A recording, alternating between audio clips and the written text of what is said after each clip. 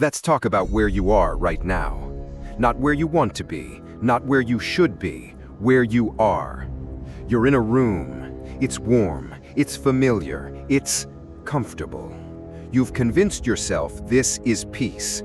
You've told yourself this is stability. You've mistaken the absence of pain for the presence of joy. That is the first lie. Comfort is not peace. It's a sedative.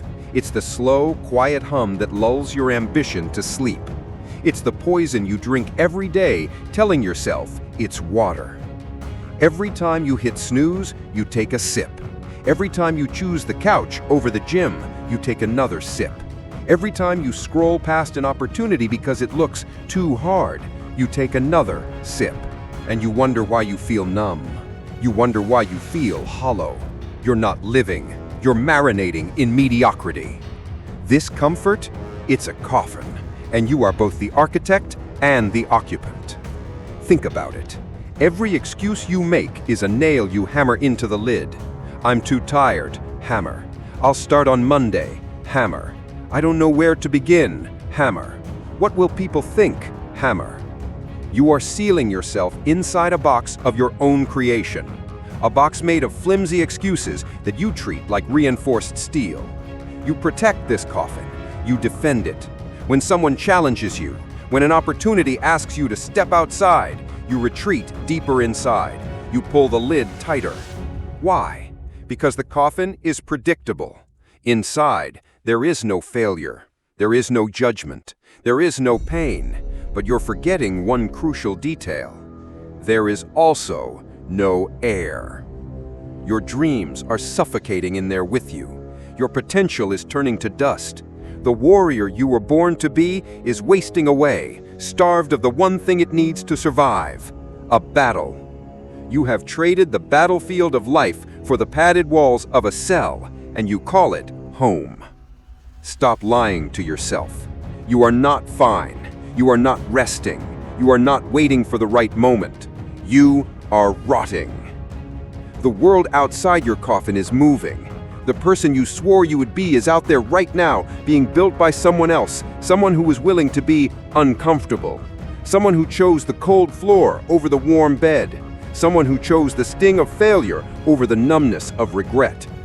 While you are safe in your box, they are earning their scars, they are earning their strength, they are earning the life you're dreaming about from the darkness of your self-imposed tomb. You think you have time. This is the deadliest lie of all. The sedative of comfort whispers that tomorrow is guaranteed, that you can always start later, but the clock doesn't care about your comfort. It ticks, and with every tick, the wood of your coffin gets thicker, the nails sink deeper, the air gets thinner.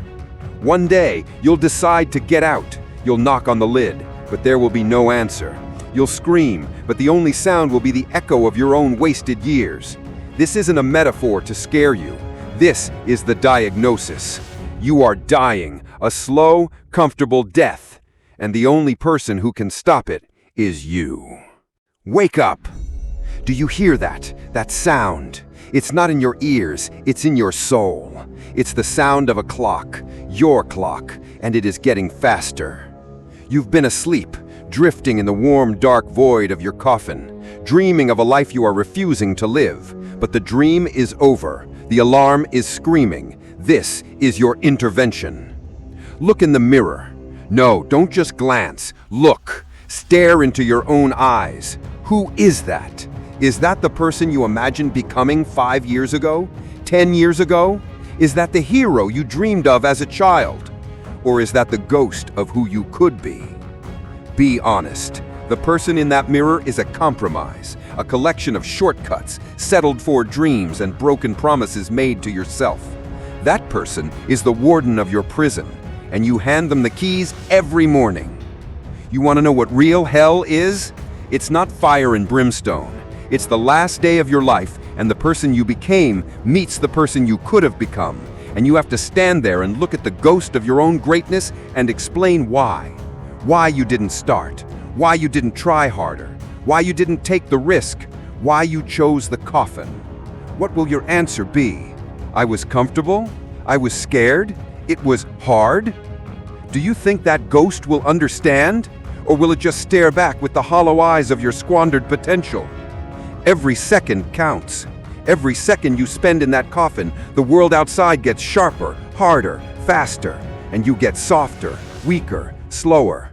You are de-evolving. You are training your mind and body to accept mediocrity as the standard. You think motivation is the problem. You think you just need to feel inspired. Motivation is a feeling. It's a visitor. It comes and goes. You are waiting for a visitor to come and rescue you from a prison you built.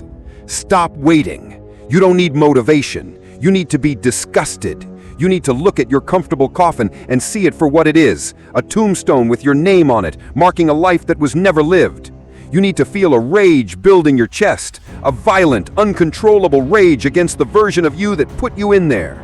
The version that whispers, "You're not good enough." The version that says, "It's too late." The version that begs for 5 more minutes of sleep. That version of you is the enemy. It is the real enemy. Not your boss, not your past, not the system. It's the saboteur in your own mind. And it's time for a war. It's time to stop knocking politely on the lid of your coffin. It's time to punch. It's time to claw and scream your way out into the light. The escape won't be comfortable. It will hurt. Breaking free is supposed to hurt. It's the feeling of muscles tearing so they can rebuild stronger. It's the feeling of your soul breaking free from the chains of apathy. Wake up. The world isn't going to wait for you. Your future is being built right now with or without you. Get up and claim it. So, you're up. Good. Now the real work begins. Now we go to war. Your weapon is not hope. It's not a vision board. Your weapon is discipline. Discipline is the crowbar you will use to pry open your coffin. It's cold, it's hard, it's heavy, and it does not care about your feelings. Discipline is waking up when the alarm goes off, not the second alarm, the first one, the one that screams at 5 a.m. You don't negotiate, you don't think, you move. Your feet hit the floor before your brain can start making excuses. That is the first battle of the day. You win that one, you can win the rest. Discipline is doing the thing you hate, the thing that makes you uncomfortable, the thing that your soft, coffin-dwelling self fears the most. You run in the rain. You make the sales call. You lift the weight that scares you. You write the page when you have no ideas. You show up. Period. The enemy, that soft voice, will scream. It will bargain. It will tell you you've done enough. It will tell you to take a break. It will tell you that you deserve a reward for being even slightly uncomfortable. You tell it to shut up. You answer it with action. Your feelings are irrelevant. The grind does not care if you are tired. The mission does not care if you are sad. The enemy does not care if you are uninspired. They only care if you are moving forward. So you move. Embrace the pain. Stop running from it. Pain is the signal. Pain is the feedback that you are tearing down the old you. The burn in your lungs, that's weakness leaving the body. The confusion in your mind as you learn something new, that's ignorance being replaced by knowledge. The sting of rejection, that's your skin getting thicker. You must become a person who runs towards the fire. The coffin is comfortable and cold. The world is fire and pain. That fire will forge you into a weapon. The cold will just preserve your corpse. This requires sacrifice. The life you want has a price, and it's paid in the currency of what you're willing to give up.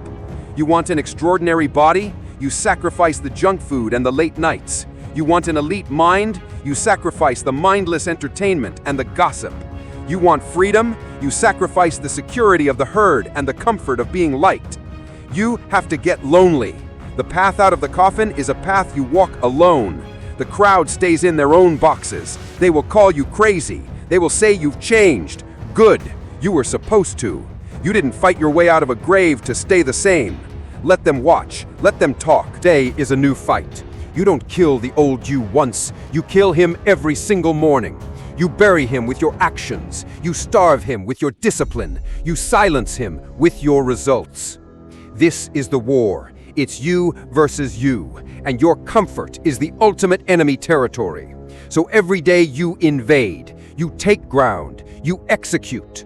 Part 4, Life After Death, the New Standard. You're out. You clawed your way out of the dirt. You are standing in the daylight, breathing real air. It hurts your eyes, it hurts your lungs. You are covered in the mud and blood of the battle against yourself. And you have never felt more alive. This is the new world. This is your new life. It's not easier. Don't ever think it's easier. It's harder. The challenges are bigger. The stakes are higher. But you are different. You are not the person who went into that coffin. That person is dead. You are the one who survived. You are the one who was forged in the fire you once ran from. Your mindset is not the same. It is a blade, sharpened on the stone of adversity. Your tolerance for excuses is zero, from others, and more importantly, from yourself. You hear them, and it's like a foreign language you no longer speak. Your energy is different. People feel it. When you walk into a room, the air changes. It's not arrogance, it's presence. It's the quiet gravity of someone who has fought a war inside their own soul and won. You don't have to announce that you've been through hell. They can see the fire in your eyes. This is the new standard. Waking up early is not a choice, it's who you are. Working out is not a task, it's like breathing. Facing your fears is not an event, it's your daily routine. The comfort you once craved now disgusts you. You see a warm couch not as a refuge, but as a trap. You see an easy day not as a gift, but as a threat, a step back towards the coffin. You are allergic to average. And what is all this for? The pain, the sacrifice, the lonely war. It's for pride. Not the cheap pride of ego. It's the deep, silent, unshakable pride of looking in the mirror and respecting the person staring back. It's knowing that you did not settle. It's knowing that you faced the worst parts of yourself and conquered them. It's for legacy. It's for the story that will be told about you. Will they say you lived a safe, quiet, comfortable life and died in your sleep? Or will they tell the story of the one who broke out of their own coffin? The one who faced the fire and walked out not burned, but forged? The one whose life became the evidence that it is possible to change, to rise, to become more. Your actions now create ripples.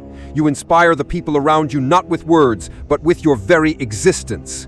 Your discipline gives them permission to find their own. Your courage lights a fire in them. But hear this and hear it well. The coffin is never far away. The old you is always waiting, whispering for you to come back, to just rest for a little while. The war is never over.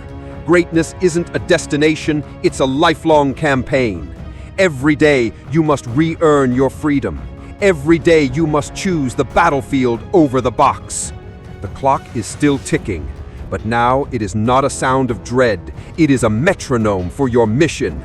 It's the drumbeat to your war. You are alive, truly, properly alive. Don't you dare go back to sleep. Don't you dare insult the person you fought so hard to become by taking one single step back towards that coffin. The world is yours now, not because it was given to you, but because you took it.